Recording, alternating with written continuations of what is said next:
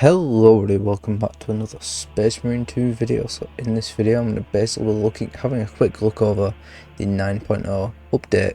So straight away, with a lot of the issues in the game, 90% of them have been fixed. The connectivity issues is still a thing and they're still working on it. So this is like for those who just want to have a quick update. So basically go into more detail as the video goes on, but in basic terms I'll just open this up for you guys. They've increased ground pound damage for the assault. They've changed perks for the assault and the heavy. They've improved PvP certain aspects, you know, extended list of available weapons, and the progression's been reworked, which is pretty interesting because I didn't see any issues with the progression. But you know, I think let's see. I'll check it out later in this video, the PvP progression. In fact, I think I'm going to make a whole different video on PvP progression simply because there's so much to cover in this video. So it's just going to be PvE is this, and then the next video will be PvP, so that'll be out probably tomorrow. But yeah, anyway, let's get into this. So yeah, there's all different PvE firearm versions. Okay, so yeah, I think they've improved / changed a lot of the statistics of the weapons. They've added all the stuff related to siege mode. They've changed stuff like guardsman HP and damage, and they've tweaked the in-game siege shop where you buy ammo, put points towards the dreadnought, buy guardsmen, stuff like that. I think they've changed a few different things in that to make it a bit cheaper. Especially the guardsmen. I think they got a bit too expensive the higher up you went. They've added a couple. They've changed the data vault, and they've added a few new challenges and models to the data vault, such as the Trigon and stuff like that. So anyway, yeah. So and they've just a list there of the stuff that they've improved, as well as modding capabilities. So I think I'll also get into that into this video as well. Near the end. So yeah, let's just actually get into it. So it just, yeah, here is just all the stuff there. So let's actually get into the data vault update. So they've added new ordeals for the siege mode, which is pretty good because siege mode very much needed its own little ordeals section, and some of them are pretty interesting. I saw one, it said you've got to reach wave 25 in one session, which is pretty crazy. I don't think many people have got to that simply because of the issues the game had, such as the invincible lictor that kept spawning in, and well, he's no longer coming in. He's been fixed apparently, so we'll see how that works out. I probably put a clip in the background of an invincible lictor, because that glitch was absolutely ridiculous and game breaking. You couldn't progress after the invincible lictor appeared. So yeah, so and then there's a new data vault reward screen, which is actually really good because you can actually see how much you actually need to progress to the next reward. So I think they have adjusted it and made it a lot easier and better to get these rewards. It's not as grindy, I don't think, and you know, I think it looks pretty good. I'm pretty happy with this this, you know, overview, and you know, the improvement of the gameplay, and the less I'm a big fan of it not being as grindy. There's like a sweet spot when you're grinding out a game. You don't want it to be like hitting your head against a brick wall kind of thing, and I'm pretty happy that they've kind of eased it off a little bit on the grindy side of the game. And obviously I've just said there, they've added the Trigon to the data vault. So the game director actually said something here. We are adjusting the data vault UI and internal unlock logic to make it expandable in the future, so adding new entries to it would not affect already given out rewards. So that's actually kind of huge, and it also suggests that they're going to be adding even more unlockable customization through the data vault, so not everything's going to be paid content. So this is where you could be thinking about the Mark 8 helmets, the chest plate with the skulls on, stuff like that, the Twitch chest plate and the Twitch Iron Halo for the heavy, from the secret level short episode from Amazon TV series, and you know, this could really be interpreted as that, and I think it's pretty cool that we could be getting that kind of stuff in the data vault eventually, instead of it being behind all these codes and FOMO type events. Anyway, speaking of events, I'll speak about the most recent event at the end of the video as well. There are a lot of things to talk about at the end of the video, my god. Yeah, so gameplay and balancing tweaks. Yeah, so they've improved the chainsword and the power sword to match the power fist and the thunderhammer. The director said here, this should add more variety to the assault class builds, because all of the one-shot builds implied having a thunderhammer or a power fist exclusively. So yeah, it's for the assault class, they can now do the one-shot builds with the sword and the chainsword as well, so it's actually kind of cool. I'm glad they're kind of actually pushing into that, and they're not nerfing it. I hope they don't nerf these one-shot builds. I'm really tempted to look into those one-shot builds and make a video on how to make said one-shot build, but again, that is another video for another time. So yeah, PvE melee weapon progression update. Now this won't affect me because I've had too many hours on the game to well, I've basically unlocked everything, so this literally does not affect me whatsoever, unless they add another tier, which would be absolutely crazy. But yeah, here we go. Here's what they're saying. Balanced weapons have moderate damage and moderate speed. Fencing weapons offer the fastest speed but the lowest damage. Okay. Block weapons are the slowest but deliver the highest damage. So, I mean, that's pretty. I think it sounds pretty balanced to me. I'm pretty happy about that, and the fact that the balanced one, I don't know if you can block with that, if it has like a block animation with that as well, which would be pretty crazy if people get good at using the balanced side of these weapons. But yeah, fencing weapons do feel a bit not as strong, but they're still pretty strong, but they're not as strong.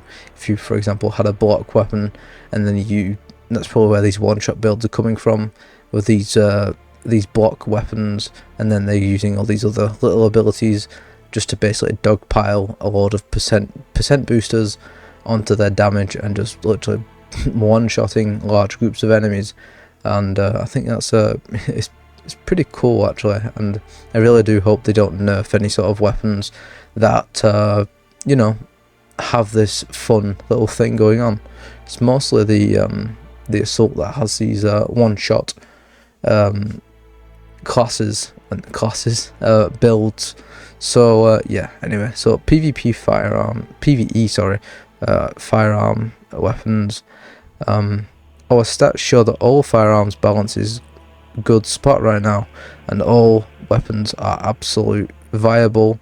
While some weapon archetypes are more popular and more effective than other ones, with this patch we wanted to focus on actual versions balance. Okay.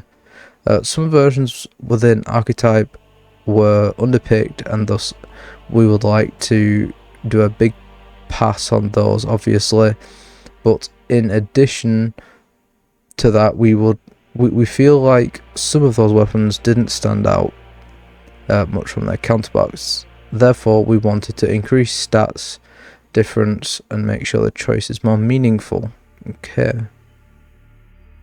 So they've just basically added a lot of different sort of things, you know, different negatives and positives, of course. For example, this Salvation of Bacca Artificer bolt rifle, the spread is reduced. Spread reduction is increased from 30 to 45. Recoil reduction is increased from 40 to 60, and headshot damage is increased from 1.5 to 2. So it's small little changes. I mean, that's probably not that small, to be fair. You'll probably feel that when you actually play the game, that the guns don't feel like they're kicking up as much. But you know, there's all these different things, and I think it's really cool actually. Like this one here, the like they've just increased ammo and stuff like that. But yeah, there's so many changes that they've done to all these different weapons, and I think they've done absolutely awesome. I think they've done a lot of things with the Inferno pistol actually. Let me find it. Is it? Yeah, because that's just ammo and stuff like that. No, there we go. Yeah, let's get to that bit in a second. But the class perks update, they've basically changed a couple of perks to basically improve them. It says Winged Fury has been reworked as a new version is damage from melee attacks executed while sprinting or dashing increased by 100%. That's pretty cool. Deals area of effect damage within 7 meter radius, a cooldown of 5 seconds. Now that sounds pretty dangerous. The AoE is not working properly on this perk. This will be fixed next patch. So the Winged Fury perk is currently not working properly. So it's good to know that they've actually been transparent about these, these perks not working properly, and I'm glad that they've actually clarified that in this, in this note. I know a lot of content creators probably won't thoroughly read through all these. I know I skipped through all that, but I just know that these perks are probably more important than what 7% base damage of a pistol. You know what I mean? We can feel the damage. People understand when and feel in the game when something's doing a bit more damage than before. So we wouldn't realise that until we actually use the perk, and then uproar and anger because the perk isn't working, and they didn't say, but they did. They said it's not going to work. They're being very transparent about a lot of things, and the content creators that are making negative content on Space Marine 2 really arc me. And it's a very well made game compared to all the other slop that is around at the moment. It's pretty well made, is Space Marine 2. I know we're having a lot of issues with loading screens, crashes, and server issues, but it's simply because it's a small development team and they didn't expect such a huge following of the game. And let's be fair, it was such a huge success that they were just blown away, and you could tell they didn't expect such a huge reception for the game. But anyway, let's have enough of that, because otherwise I'll get a lot of other content creators going down my neck. So yeah, so there's all these other perks, like defense mechanism has been reworked as content. Okay, so there's other little things like that. I think it used to be 30%, now it's 50%. All these other different things. I think these are absolutely awesome perks that they've done. Thermal boost, stuff like that. But yeah, anyway, let's get back into the firearms. So the firearms, PvE only. So the Aux grenade launcher increased the amount of grenades received from the grenade launcher from pickups from 50 to 75, which is actually kind of huge, because I do feel when I did use a grenade launcher before I went to the stalker rifle, it was very much running out of ammo way too fast, and I couldn't get it back basically. And well, it wasn't very fun when you wanted those silly builds where you could nuke a terminus enemy. And well, anyway, they've helped that little build right there. So yeah, this is what I was saying before about the Inferno pistol. So they've increased the base damage, which is absolutely huge. The gun strike damage is increased by 20%, which would make sense because it is literally a handheld shotgun. So let's get that damage up. And then gun strike damage and knockback radius is increased by 100%. So the enemies all around the enemy you're gun striking will very much get knocked back, which is absolutely huge. And I'm really glad that they've increased that even more than it was already. Fixed typo in motivated melee perk description. The perk triggers if a magazine is empty, not when your ammo reserves are empty. Oh, okay, so that's pretty cool. I'm glad that they've clarified that and they've fixed that. But yeah, I'm really glad about that. So the game director also said, we want to make sure the Infernal pistol sorry, my god, I can't read apparently. We want to make Inferno Pistol dedicated crowd control weapon rather than the gun strike damage dealer type of the weapon, because a heavy bolter already fills this niche. That being said, that niche is currently too specific, and we want to make sure that the Inferno Pistol performs well enough outside of it. So yeah, he's basically saying that the Inferno Pistol really does need to be well, more of a shotgun and crowd control, like he said, not just this hard-hitting revolver type weapon, which is what the heavy bolter kind of takes. But yeah, the bolt pistol, stuff like this. Contested health recovery has been greatly increased and is now in line with other pistols. So if you're absolutely blasting with your Neo Volkite pistol, fingers crossed it doesn't glitch out and you get full health straight away. So yeah, so what's going on here with the combat, because I know there's been a big issue, and I've faced this issue many times now, where you get stun locked and absolutely butchered by mostly the Tyranids, to be fair, because they do this big heavy attack. If you don't dodge it in time, they really mess you up and knock you far back, and especially if you're in a corner, there's 3 warriors just throwing their weapons at you, it really messes you up. But yeah, here we go. Added anti-stun lock heavy hit diminishing features. If a player receives multiple heavy hits in quick succession, the duration of the next heavy hit will be reduced by 80%. Interesting. And the duration of the third and subsequent hits will be reduced by 60%. So basically they're trying to reduce the stun lock, which is I would have added like a what's it called, like a soft like sort of shield thing. You still take damage, but you just completely stop the stun block. You do one animation, then there's a cool off, and then you do the animation again. Don't know if they can do that, but I think it would be really appreciated if that, if there's like maybe a 2-second cooldown between these stun animations. You've got 2 seconds to but oh, okay, crap, I need to start blocking or dodging. It gives, and I understand that it'd very much make the game a lot easier, but you've got to think of this absolutely. Well, I mean, this is probably a good way of dealing with it, to be fair, but that's another way they could have dealt with it by adding like a timer, like a cooldown timer to the knockback animation. But yeah, that's pretty cool.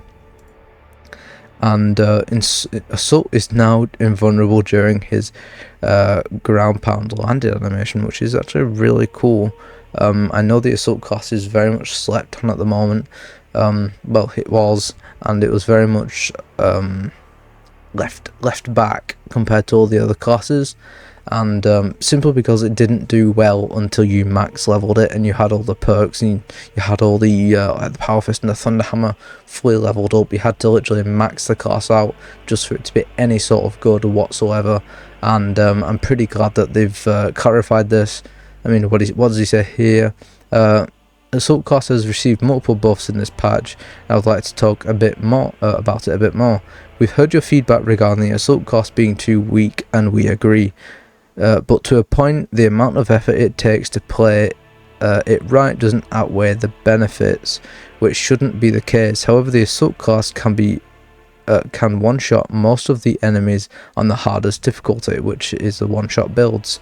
It is already very strong against Tyranids, yet against Chaos it struggles a lot. So we think that problem isn't the Assault itself, it's the Chaos army composition, and that will be changed soon, which is pretty interesting that they say that.